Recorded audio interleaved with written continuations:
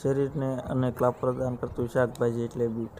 બીટમાં calcium, iron, vitamin C, antioxidant જેવા પોષક તત્વોથી ભરપૂર છે. બીટ ખાવાથી રોગપ્રતિકારક શક્તિ વધે છે.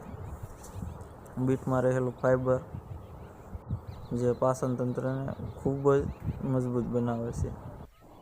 જે લોકોને હાઈ બ્લડ પ્રેશરની સમસ્યા રહેતી હોય તેવા લોકો માટે ખૂબ જ ફાયદાકારક છે.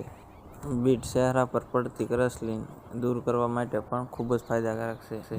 બીટ વજન ઘટાડવામાં ખૂબ ઉપયોગી છે.